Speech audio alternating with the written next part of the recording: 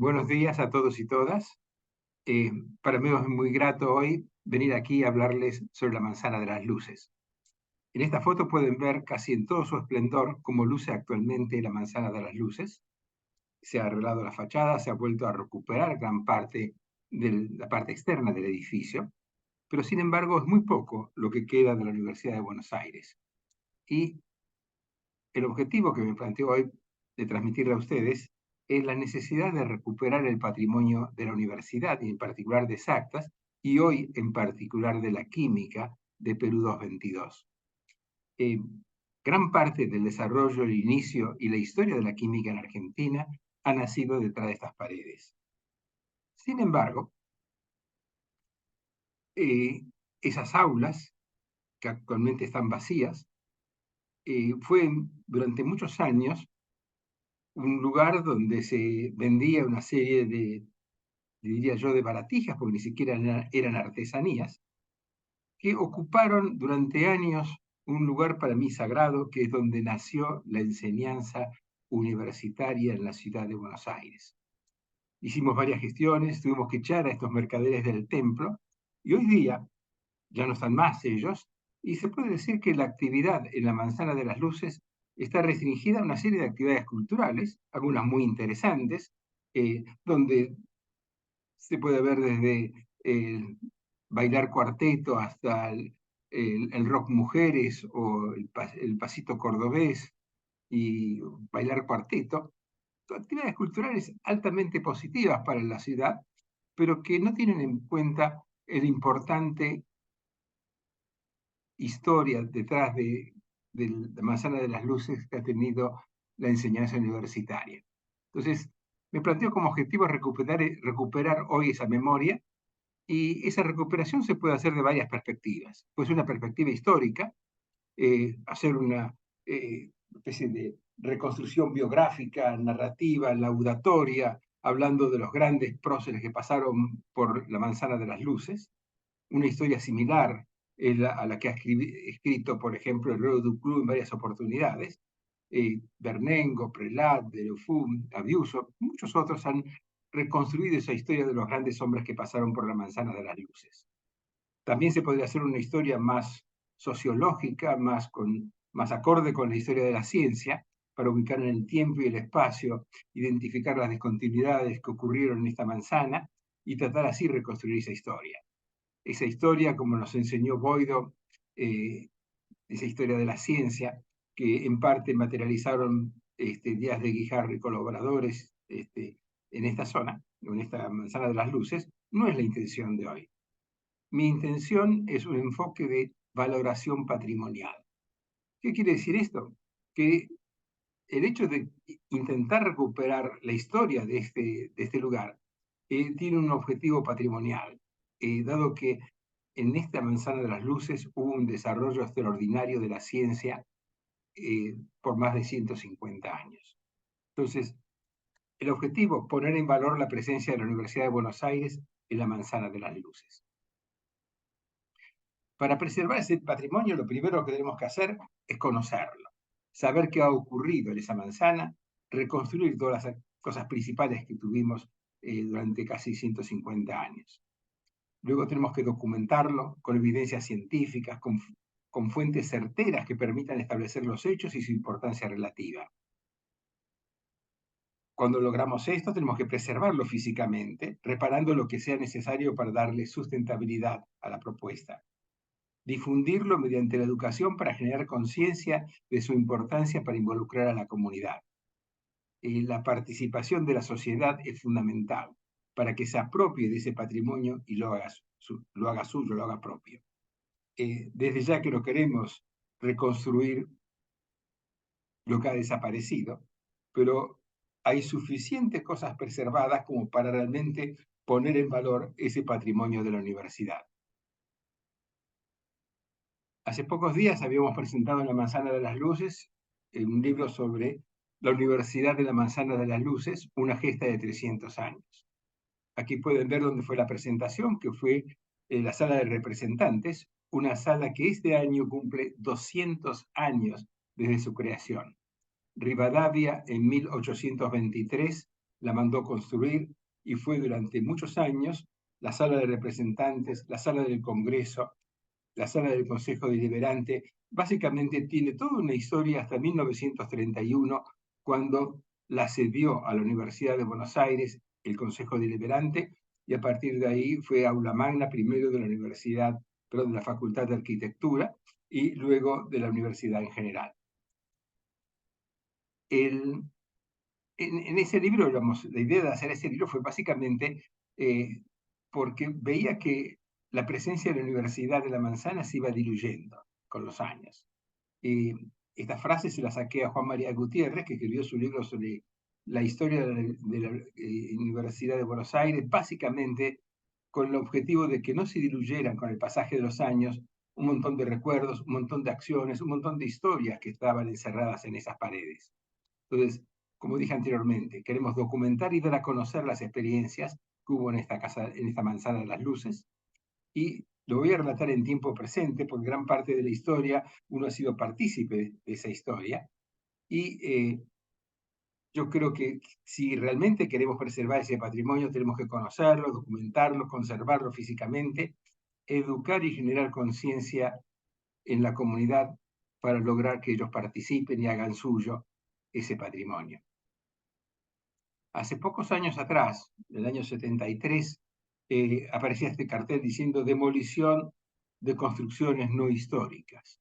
Y a raíz de esa acción, gran parte de lo que fue la Universidad de Buenos Aires, como ustedes pueden ver acá, desapareció. Gran parte de lo que habían sido la biblioteca, las aulas magnas, un montón de cosas realmente muy valiosas que durante 150 años fueron la sede de la enseñanza de la Universidad de Buenos Aires, han desaparecido. Sin embargo, queda todavía suficientes cosas que tenemos que preservarla para poder realmente revivir ese patrimonio histórico de la universidad. ¿Por qué ocurrió eso? Bueno, básicamente las buenas intenciones que tuvo el rector Bernabé Cuartino en el año 73, cuando creó la Comisión de la Manzana de las Luces, era para preservar aquellas cosas que valorizaban la presencia a través de tantas décadas de la Universidad de la Manzana de las Luces. El problema es la interpretación que se hizo de ello. El arquitecto Eduardo Gazaneo estuvo a cargo de la recuperación patrimonial de la Manzana de las Luces en esos años. Y para él recuperar el patrimonio fue recuperar básicamente el patrimonio jesuítico. Casi con un bisturí fue sacando todo lo que no era jesuítico de la Manzana de las Luces. Y a raíz de su accionar, a raíz de las medidas tomadas, quedaron cosas muy, digamos, una mínima parte de la universidad en esa manzana. Pero felizmente la parte que quedó todavía es muy valiosa y tenemos que hacer lo imposible para recuperar. Y vamos a empezar a hablar un poquito de la química. La química intentó nacer con una escuela de química como la que propuso Belgrano en 1795, cuando era secretario del Real Consulado de Buenos Aires. Él pide la creación de una escuela de náutica, de química, de dibujo, de mineralogía y de comercio a las autoridades en ese momento. El virrey la autoriza la de náutica a condición de exigir la aprobación de la corte. Belgrano pide oficialmente a la corte crear la escuela de náutica. En esa escuela de náutica él pensaba ampliar esa enseñanza para hacerlo básicamente de las matemáticas y de otras disciplinas. Y empezó como escuela de náutica en 1799 y básicamente no pudo enseñar otra cosa que matemáticas.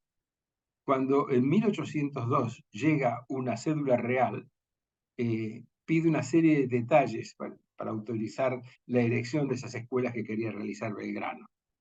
Y la contestación a los detalles que presentó Belgrano fue otra cédula real de 1807, donde dice: Buenos Aires no estaba preparada para tener ese tipo de escuelas, y pidió que los dineros del consulado se mandaran a Madrid para ayudar al monarca en sus graves proyectos bélicos. O sea que el pedido que había hecho Belgrano en 1807 fue cercenado por esa cédula real, donde dice que Buenos Aires no estaba en condiciones aún para tener ese tipo de escuelas. Tenemos que esperar que llegue el virrey Vértiz, fue, digamos, uno de los más progresistas virreyes que tuvo Buenos Aires, y él ya en 1778 pidió al rey la creación de un protomedicato en Buenos Aires. Logró en 1780 una cédula real donde le autoriza a crear el protomedicato, y él nombró como cabeza, como director de ese protomedicato, a nuestro primer médico, Miguel Gorman, que se encargó, digamos, de el protomedicato, fue el primer protomédico, y este era un médico irlandés formado en la Universidad de París como médico, que realmente hizo importantes servicios a nuestro país. Una de las cosas que siempre quiso Miguel O'Gorman, aquí vemos a Miguel O'Gorman en este cuadro, tratando de explicar al virrey la importancia de la enseñanza y el protomedicato en Buenos Aires. Él luchaba para lograr que el protomedicato, además de verificar y dar, digamos, la matrícula a aquellos que quieran desempeñarse en la medicina en Buenos Aires, pudiese también tener enseñanza, o sea, el protomedicato convertirlo en una escuela de medicina. Y eso que empezó en 1780 con el pedido de Gorman, tuvimos que esperar hasta 1801, donde llegó la aceptación para poder convertir ese protomedicato en la primera escuela de medicina que tuvo el país. Esa primera escuela de medicina y ese primer protomedicato estuvo en la Manzana de las Luces, tenía su salida aquí sobre la calle Alsina, en lo que era la planta baja del edificio de la Manzana de las Luces que da a Alsina, fue la sede del protomedicato. Entonces, pueden ver que estaba la iglesia de San Ignacio, y detrás de la iglesia unas pequeñas casas de primer piso solamente, donde nació el protomedicato. Y dado que Cosme Argerich a toda costa quiso convertir eso en una escuela de medicina, finalmente a partir de 1802 recibieron la autorización para dar esas clases. Y corresponde a Cosme Argerich, un argentino que había nacido en Buenos Aires, pero que se doctoró en medicina en Cataluña, en la Real y Pontificia Universidad de la Cervera, iniciar esas clases. Y esas clases formaron los primeros médicos entre 1802 y 1806 que tuvieron una actitud extraordinaria, muy heroica, hicieron un servicio impagable hacia la sociedad durante las invasiones inglesas. Ahí fue la primera vez que entraron en acción esos médicos, y realmente quedaron numerosos testimonios de lo importante de su presencia en esas para curar los heridos de esas invasiones inglesas. En ese lugar se dio la primera clase de química dada por el profesor Cosme Argerich.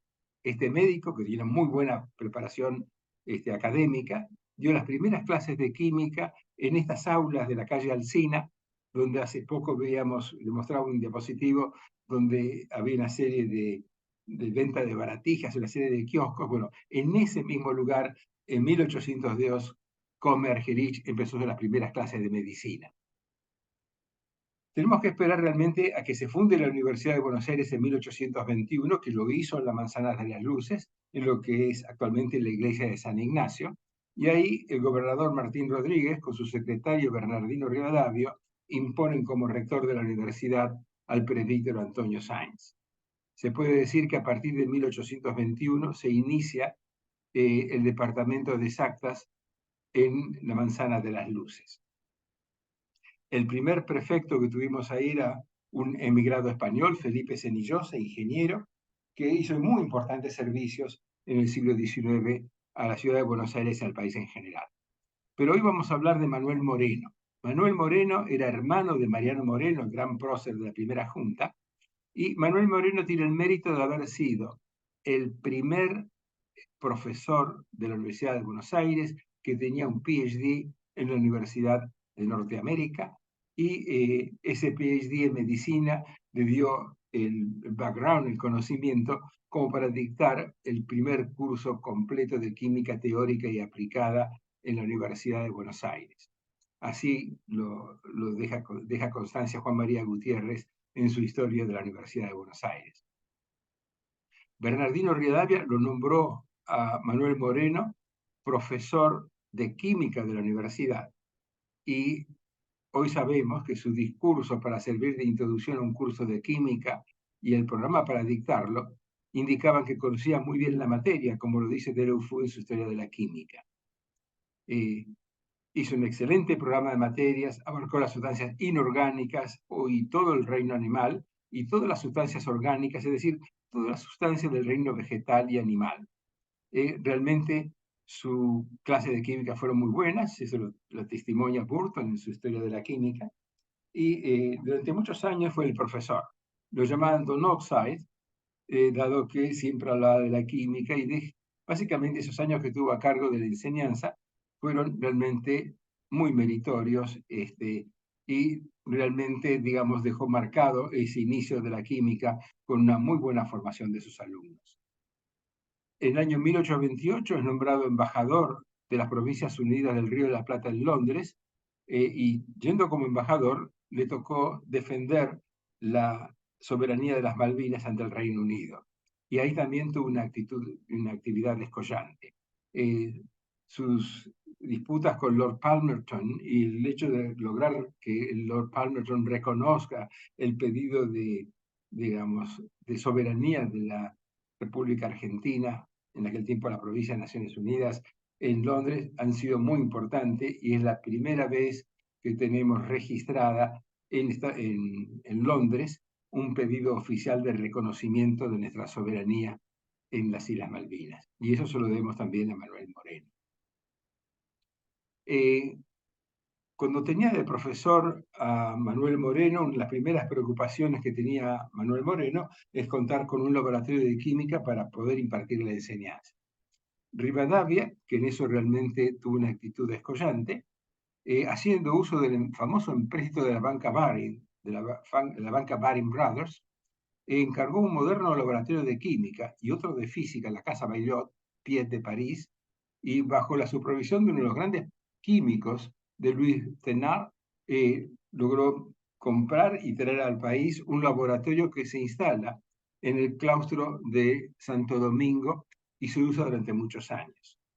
Se instaló en el claustro de Santo Domingo porque uno de los decretos de Rivadavia del año 23 había tomado posesión el gobierno argentino, el gobierno de las Provincias Unidas, el gobierno de Buenos Aires, de los conventos y empezó a disponer de esos conventos. A Santo Domingo mandó el laboratorio de química y el gabinete de historia natural.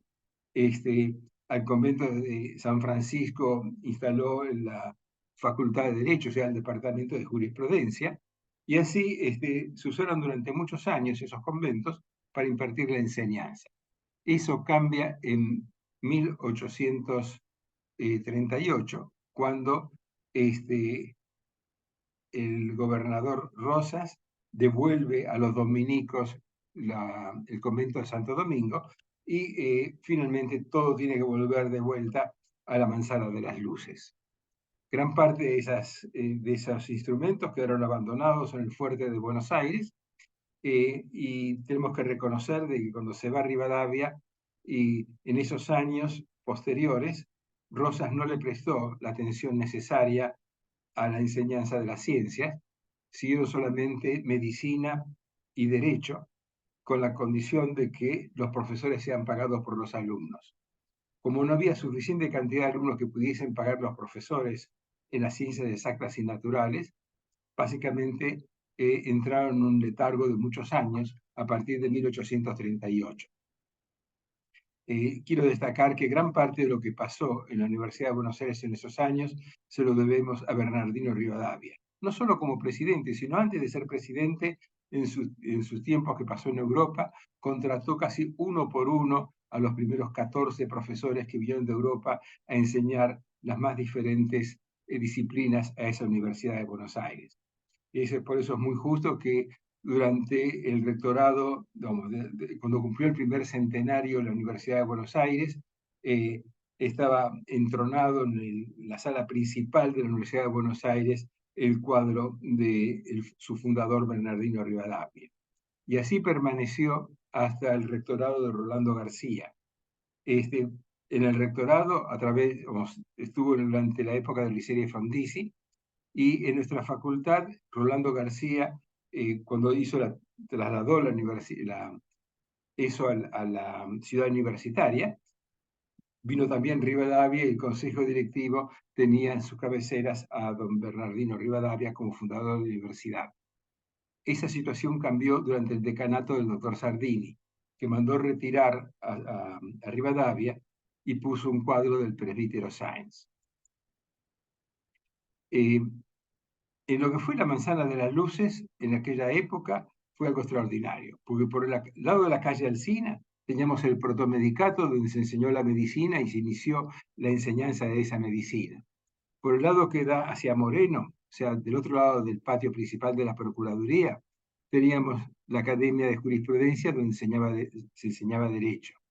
Hacia los fondos contiguos a la iglesia de San Ignacio, teníamos la primer botica de los jesuitas, la botica de Faulkner, que realmente fue una de las primeras boticas de Buenos Aires, que tuvo una acción extraordinaria. Sabemos exactamente lo que había en esa botica, porque cuando fueron echados los jesuitas en 1767, la Junta de Temporalidades hizo un perfecto inventario de todos los productos químicos y de todas las medicinas que estaban guardadas en esa botica. De todo eso que pasaron los primeros años en la Universidad de Buenos Aires, solo quedan las paredes que nos están mostrando, digamos, dónde estuvo la Academia de Jurisprudencia o dónde estuvo el protomedicato y las aulas donde se enseñó la medicina. Estas aulas están vacías, están esperando realmente que se las ponga en valor y que permitan a través de sus expresiones de los más diferentes tipos mostrar esa historia tan rica que tuvo las ciencias naturales y la medicina en esos lugares. Tenemos que esperar la batalla de Caseros en 1852, cuando la Organización Nacional, en el primer mes después de la batalla de Caseros, a través del gobernador de la provincia, Vicente López y Planes, se deroga el decreto de 1838 y se le vuelve a dar presupuesto para cubrir los gastos de enseñanza, ese mismo mes que queda a cargo del Tesoro Público. A partir de ahí, su rector, el doctor José Barros Pasos, llama a concurso para los primeros profesores de química y física, para los estudios preparatorios. Y ahí es muy interesante que uno de los primeros profesores de química, Miguel Puigari, que empezó en 1853 y estuvo durante casi 30 años enseñando química en la Manzana de las Luces, fue el primero que accedió a ese cargo por concurso. Es interesante la historia de ese concurso porque la universidad estaba buscando un profesor de química para esos estudios preparatorios de 1853. Y apareció un industrial, un señor Alfredo Fugain, que empezó a escribir artículos sobre cuestiones industriales en los diarios de aquella época, que le permitieron hablar de la importancia de la química, y tuvo un efecto tan extraordinario que le ofrecieron a ese industrial, el señor Alfredo Fugain, que se haga cargo de la cátedra de química. Sin embargo, aparecieron otros artículos firmados por un tal Fígaro, era un seudónimo, donde se criticaba lo sostenido por Fugain, en estilo tan galano y con muestra de conocimientos tan sólidos que llamó la atención del gobierno y se vio obligado a abrir un concurso, porque aparentemente lo que decía ese señor Fugain no era tan correcto y no era tan apropiado en la enseñanza de la química. Fue así que se abrió un concurso y en ese concurso se presentó Miguel Puigari y lo ganó por lejos, y a los 27 años, este doctor en ciencias de la Universidad de Barcelona se convirtió en uno de los mejores profesores de química que pasó por la Manzana de las Luces.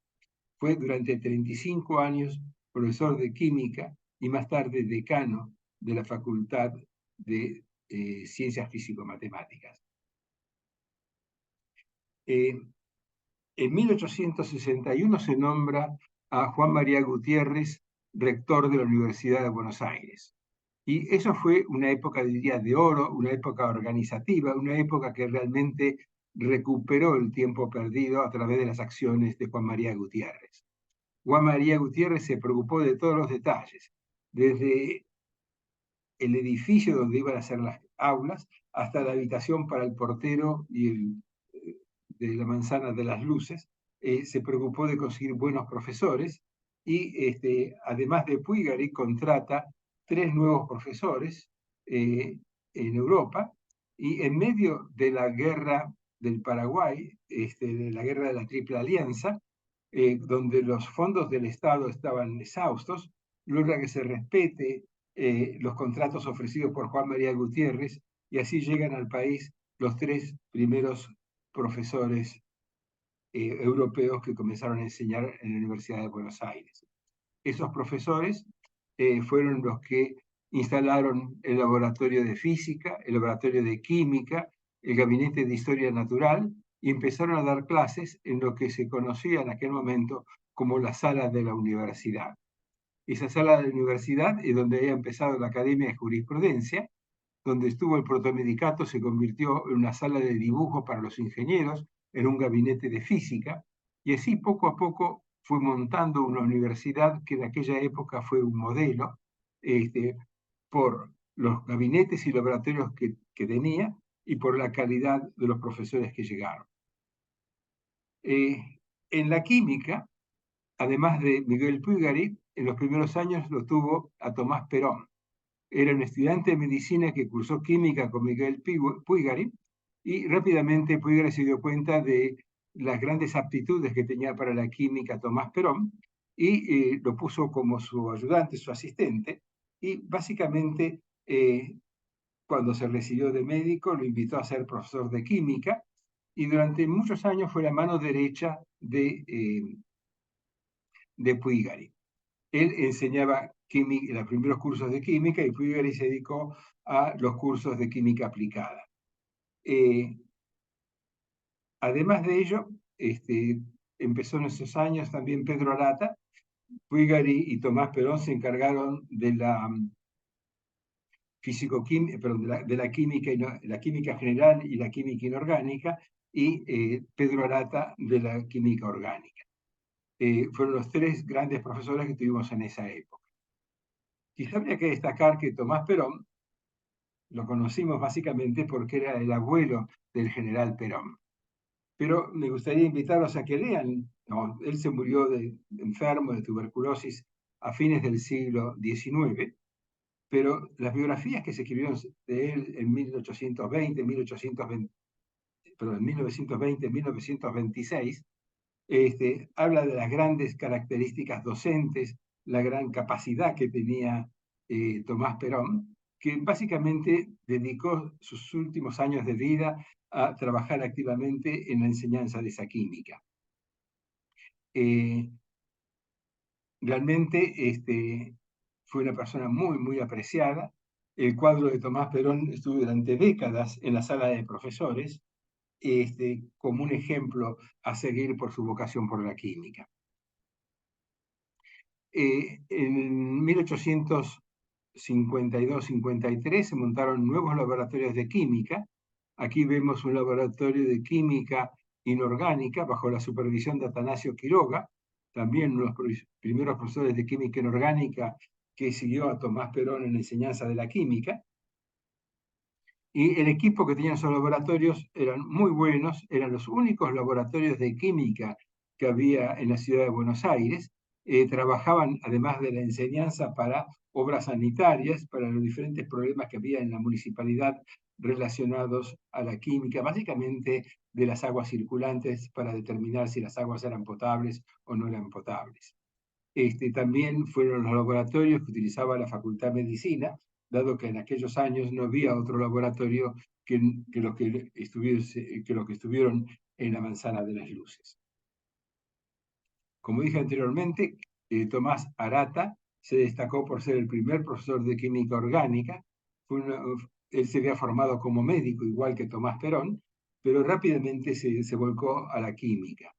Estuvo a cargo de la Oficina Química Municipal durante muchos años, de 1883 a 1911, y realmente pasó a la historia porque fundó el Instituto Superior de Agronomía y Veterinaria en 1904, siendo elegido como primer rector de ese instituto, y fue básicamente el fundador y primer decano de la Facultad de Agronomía y Veterinaria en 1909.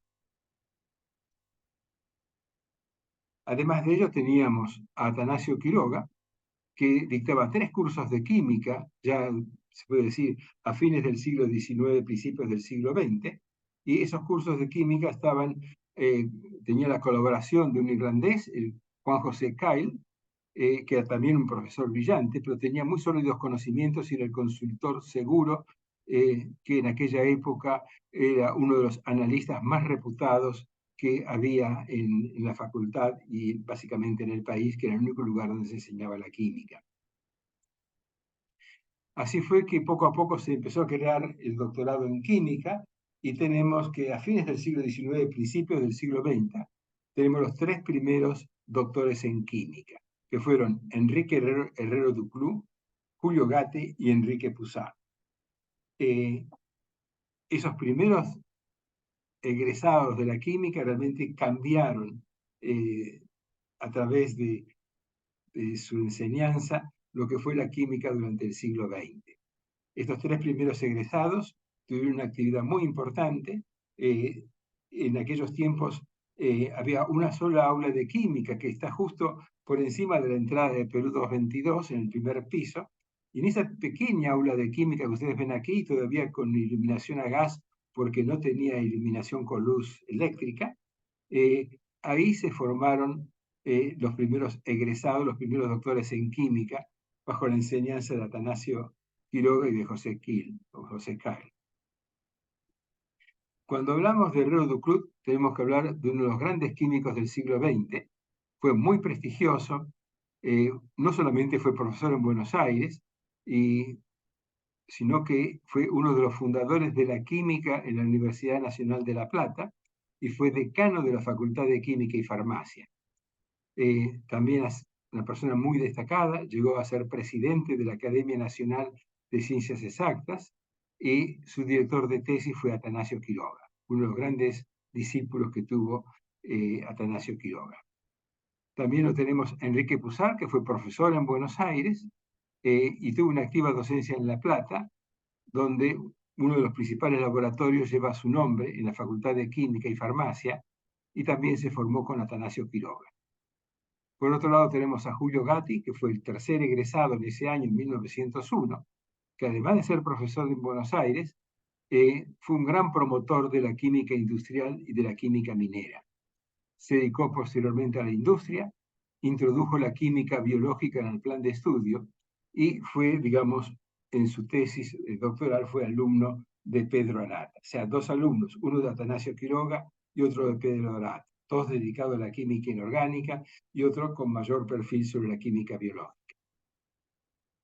De esos antiguos laboratorios, de esos depósitos de química, quedan actualmente estas ruinas, estos espacios abiertos, donde un tiempo atrás, donde tantos años atrás se había enseñado la química. En ese lugar también enseñaban personalidades como Luis Guglielmelli, que fue profesor titular de química orgánica, que lo sucedió a Pedro Arata. Y ahí siempre me recuerdo lo que opinaba uno de los ordenanzas, que le abría el aula y era la ordenanza de la cátedra de química orgánica. Él siempre decía, el profesor Guglielmetti sí que sabía, fue un profesor que jamás tenía en su mano un papelito, siempre hablaba sin tener necesidad de leer. Y él hacía una comparación a otro gran químico que fue el doctor Enrique Sappi, que fue profesor titular a partir de 1923 y tuvo también una importante trayectoria en la química orgánica. A diferencia de Guglielmelli, que tenía mayor facilidad de palabra, aparentemente Sappi tenía que recurrir continuamente a textos escritos, de ahí la comparación que hacía la ordenanza, destacando la gran capacidad que tenía Guglielmelli para enseñar. Los dos fueron durante décadas los que cimentaron la química orgánica en la Manzana de las Luces y en la Universidad de Buenos Aires. En aquellos tiempos, básicamente a partir de 1903, cuando se va al Ministerio de Educación, que estuvo en la Manzana de las Luces el Consejo Nacional de Educación desde la época de Sarmiento, cuando se van al Palacio Pisurno, donde están actualmente, lo que ahora se conoce como Palacio Sarmiento, dejan la Manzana de las Luces, y eso fue aprovechado para construir la primer aula magna de la Universidad de Buenos Aires en la Manzana de las Luces. Aquí podemos ver esa antigua aula magna, todavía de planta baja, enorme, con todos los docentes y profesores en un acto académico, y eso marcó, digamos, un continuo crecimiento de la Universidad de Buenos Aires en la Manzana de las Luces. Se hicieron también laboratorios para química analítica en el primer piso, y poco a poco hubo un proyecto de construcción, un nuevo proyecto para la Facultad de Ciencias Exactas Físicas Naturales, incluyendo la química, a ser construido la Manzana de las Luces. A través de ese proyecto se tiran abajo algunas de las construcciones más antiguas y se construye ahí, a través de un proyecto del arquitecto Coni, que era el secretario del rectorado, el primer edificio propiamente para la Universidad de Buenos Aires en la Manzana de las Luces. Ese edificio, que ustedes pueden ver aquí en la parte central, ocupaba gran parte de lo que actualmente es la playa de estacionamiento. Y en la esquina estaba básicamente el doctorado en química. Aquí de este lado estaba la escuela básicamente de ingeniería. Y las nuevas construcciones, el nuevo edificio, que empezó en 1908 y fue inaugurado en 1921 en conmemoración del primer centenario de la Universidad de Buenos Aires, aquí estuvieron las aulas y los gabinetes, donde básicamente se enseñó las matemáticas, la física, la química y la ingeniería en esa manzana de las luces. A partir de 1923 tenemos la nueva aula magna. En esta aula magna vemos sentados en primera fila al doctor Herrero Duclú, con otros profesores, también en otro acto académico. Aquí ustedes pueden ver el aula magna. El edificio ya tenía 2 pisos en ese momento, y se puede decir que en esta aula magna, durante casi 100 años, hubo, digamos, toda una historia de acontecimientos académicos, donde dieron clases grandes premios Nobel, donde hubo grandes actos estudiantiles, donde se discutieron los principales problemas desde la reforma de 1918 hasta la nacionalización de las empresas petroleras en 1963. Esa aula estaba llena de historia, no solamente de la enseñanza, sino de importantes actos que ocurrieron en la misma. En esta aula recibió el doctor Horacio Damianovich, primer profesor de fisicoquímica, el premio Kyle en 1932. En esa aula también enseñó el doctor Carlos Prelat, que recibió en 1953 el Premio Nacional de Ciencias. Y se puede decir que ya a partir de la década del 40, la química tuvo un gran desarrollo en lo que hace la manzana de las luces. Fue una de las carreras más importantes de las ciencias exactas y naturales, por el importante desarrollo que tuvo en aquellos años las industrias químicas, tanto en el sector estatal como en el privado. Fue el momento que se instalaron empresas como FATE, Atanor, Química Bayer, Schering, también yacimientos petrolíferos fiscales que a partir de 1942 desarrollaron laboratorios de investigación, junto con el de otras instituciones como la Secretaría de Agricultura, la Dirección de Minería, la Dirección de Agua, las fabricaciones militares. Realmente, a mitad del siglo XX, la química tenía una gran pujanza industrial, y así lo demuestra el esfuerzo que se realizó para montar modernos laboratorios dentro de la manzana de las luces. La investigación química básica se afianzó con personalidades como el doctor Deleufoux, como el doctor Sordelli, Vanossi, Prelat, entre otros, que realmente enseñaron e investigaron en la manzana de las luces. Cuando se hizo la diagonal sur y se cortó la ochava, se truncó parte de la manzana de las luces, fue casi en forma coincidente cuando el Museo de Historia Natural se retira del primer piso. Y al retirarse del primer piso del Museo de Historia Natural, en este lugar se instalaron modernos laboratorios de química.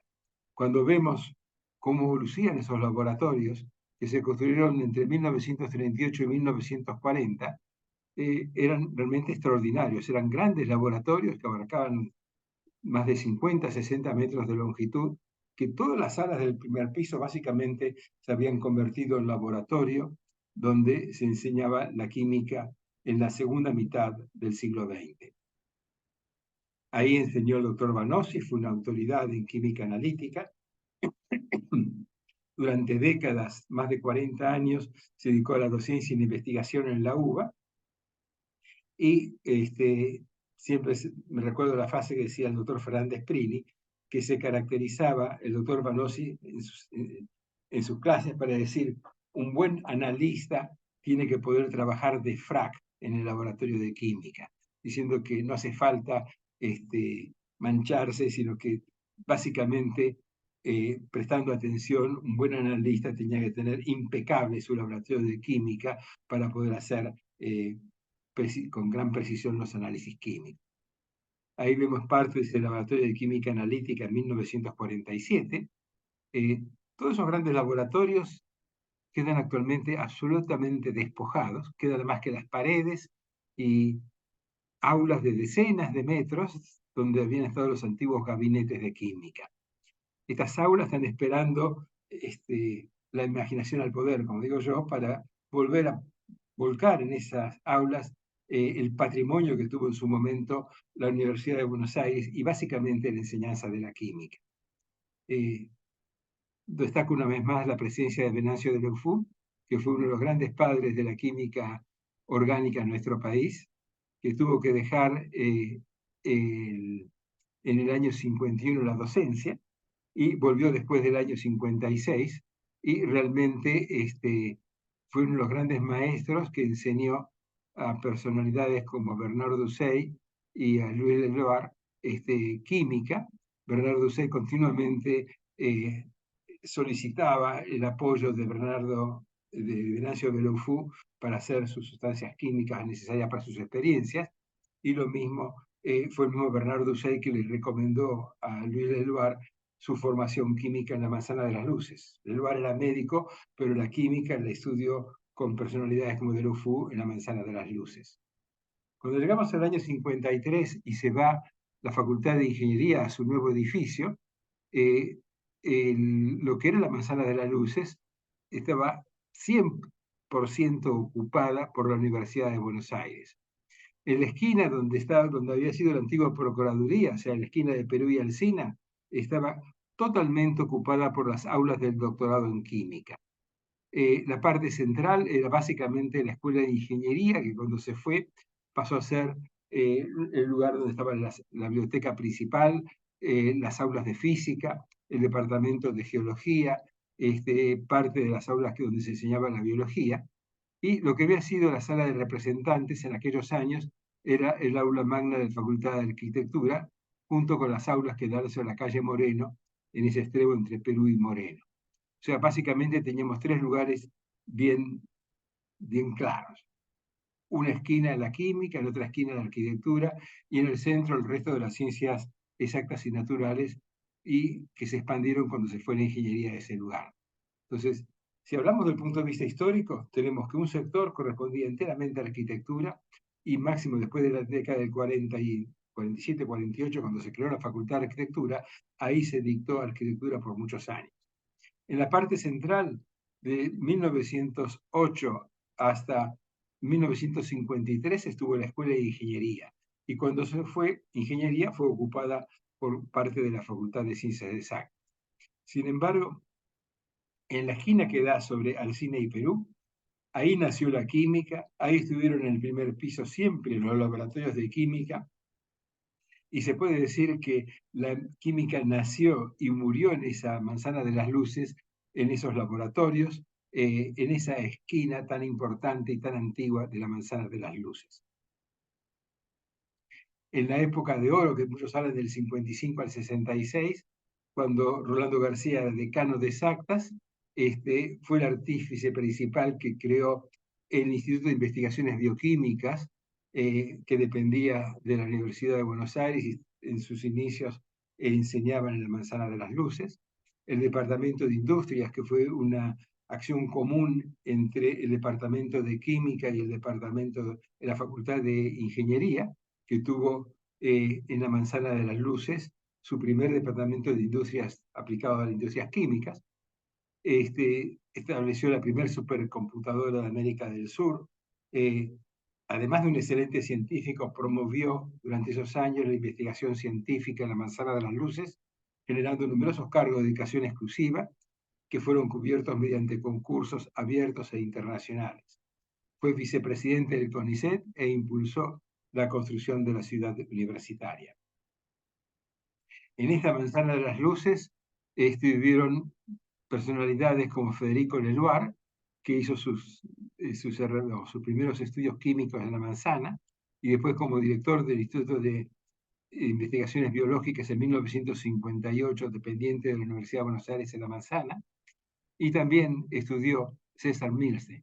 César Milstein hizo desde el curso de ingreso a la licenciatura, al doctorado, el 100% de sus estudios los realizó en la Manzana de las Luces.